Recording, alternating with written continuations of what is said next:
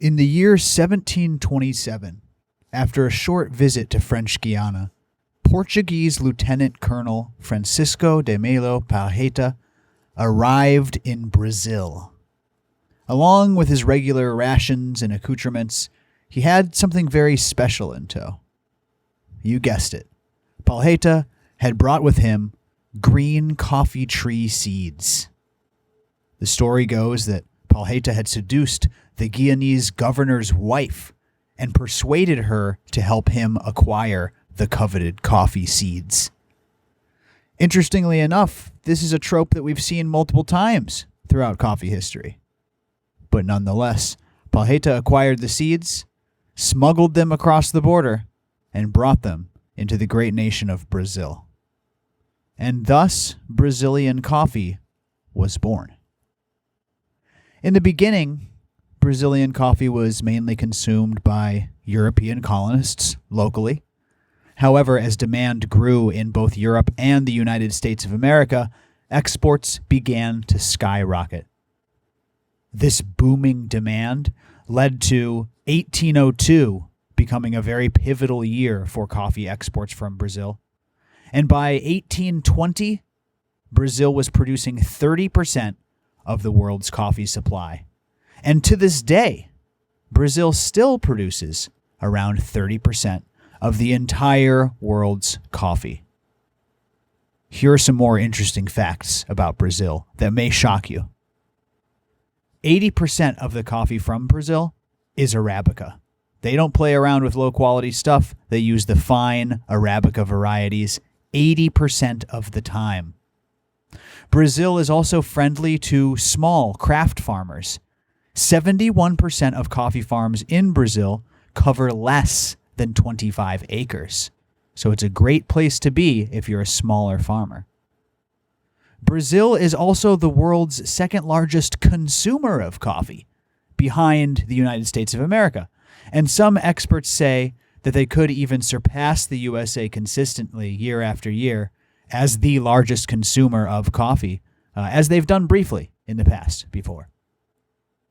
A cup of coffee in Brazil is usually served as a cafezinho, a small cup of piping hot coffee with ample amounts of sugar added, and sometimes a bit of cinnamon on top. To understand the coffee universe as a whole, it is absolutely crucial that we understand this fascinating origin country of Brazil, specifically their coffee culture, their agricultural history, and the incredible amount of cultivation research that has come out of Brazil and shaped the coffee world as we know it. So come along with me today as we briefly explore more deeply this region in today's episode all about the coffee industry powerhouse that is Brazil. As we already stated, by the 1800s, Brazil was already cemented as a coffee supply titan, and that has never changed. However, if you remember back to an earlier episode about coffee rust on this podcast and about coffee disease, there was a time not too long ago when Brazil owned an even larger share of the coffee market. As we've covered before on this show, around the mid to late 1800s, coffee rust and disease decimated the coffee industries of Asia, paving the way for Central and South America to step in as even larger coffee supply players. In the 1910s, Brazil was growing 80% of the world's coffee. 80%. These numbers are astronomical, and these levels of coffee dominance haven't been replicated ever since. In the 2019-2020 year, though, Brazil is still doing fine. Its green coffee exports added up to approximately 1.8 million metric tons of coffee. North America was the top export destination for that year, with a total coffee bill of $756 million US dollars being served up by the Brazilians. But as we also said, Brazilians consume quite a bit of coffee too. It's richly ingrained in their history and their culture. And therefore, you have a very complex and evolving coffee scene in Brazil. You have a very educated average coffee consumer and tons of money poured into and out of the industry. One aspect of Brazilian coffee culture I'd like to highlight is their incredible contribution to the agricultural research surrounding coffee production and different crops as well. For over 100 years, Brazilian institutes like the IAC, who we will get to in a moment, have been making breakthrough after breakthrough in both coffee farming and a wide variety of other crops. Many of the coffee varieties that we know and love, no matter where they're grown, a lot of them were carefully crossbred and or lab created in Brazilian coffee institutes. The cultivars and varieties that they breed are designed for specific climate conditions, high yields, pest resistance, and much more. Varieties like Cultura or Mundo Novo are just a few of those developed in Brazil that are now being grown all over the world. Like I said, major coffee growing countries, Costa Rica, Guatemala, Colombia, Honduras, Hawaii, not a country, but you know what I'm saying. Many of these places grow these varieties developed from Brazil and developed by places like the IAC. The IAC, or the Agronomic Institute of Campinas. Do my best in the pronunciation. This is one of the oldest agricultural research centers in the entire world. And it's been a true leader in the field of agricultural research and genomic development for Brazil and, by extension, the entire world. Founded all the way back in 1887, the IAC is responsible for the development and dissemination of thousands of plant varieties, covering hundreds of different species. Austrian chemist Franz J.W. de Fert, the first director of the IAC, helped develop some of the very first studies ever organized around organic fertilization and chemical analysis of soil and plant tissue. One of the most important figures in the history of the IAC is Carlos Arnaldo Krug, an agronomist who became the director of the IAC in 1928. This was right on the edge of the Great Depression. This man shaped the future of coffee cultivation maybe more than anyone we've covered on this show so far, short of maybe Gabriel Declue himself, if he did in fact exist. I'd like to quote a lengthy piece from Daily Coffee News that I used in my research that really sums up Krug's incredible impact on Brazilian coffee. It's very important that you hear this story if you're interested in the history of coffee.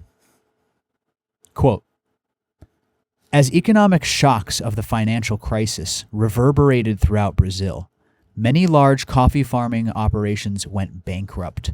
The market dried up almost entirely, and it caused the famous burning and dumping of Brazilian coffee stocks to try to salvage the sector in the early 1930s. To invest in coffee research at this time was considered insanity, but Krug followed his vision to work towards high-yielding plants and improved crop development. The years that followed included thousands of scientific achievements from Krug, including some of the first scientific studies in the coffee sector on botany, morphologies, physiology, genetics, breeding, and biochemistry. In 1937, Krug's team released the first Brazilian-born coffee variety, Red Bourbon, which has produced 100% more beans than the typical variety of the time. Krug was the founder of the IAC's germplasm collection, which now houses 15 coffee species and hundreds of varieties. In what led to another important feat, Krug introduced his research team to the agronomist Alcides de Carvalho in 1932. Alcides was able to recognize coffee varieties just by their flowering smell, or bean appearance, or plant architecture, a truly remarkable ability at the time. Alcides was also able to forecast the onset of coffee leaf rust in Brazil, precipitating the import of the first rust-resistant varieties for research way back in 1953, 17 years before the disease eventually arrived in Brazil. End quote. It's really fascinating and inspiring to me that the IAC is still doing this type of groundbreaking research, and the roots go all the way back to the late 1800s, and that there are people dedicating their lives to this plant to this day. It really, really makes me feel honored to do this show, and just gives me a sense of awe at what these people were able to do and what they ended up accomplishing in the name of coffee. So by the time the late 1900s rolled around, 1990s, Brazil's government deregulated a variety of agricultural industries, including coffee. And this gave coffee farmers a lot of freedom to experiment. They were able to find their own coffee buyers, sell how they wanted in a more free market system. This also opened up the possibility of people from other countries buying single origin coffees from within Brazil. And that helped set us on the modern coffee course that we travel down today. Knowing your varieties, knowing your origins, knowing your farming practices, this was a big part of that. So the next time you're sipping on a clean, sweet Brazilian cafezinho, remember all the history that went into that cup.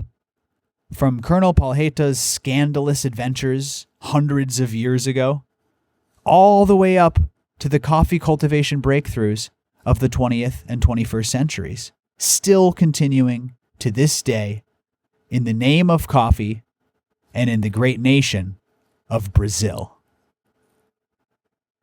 I hope you enjoyed this exploration today. We're going to have to come back to Brazil. This is going to be a first-parter, I must say, because there's way more to explore here, and I'm really excited to go even deeper with you next time. We've got a lot of exciting content lined up for you. Thank you so much for staying subscribed. I appreciate it. We'll see you next time, everybody, on the Coffee, Health, and Science podcast. Have an extraordinary day. Bye-bye.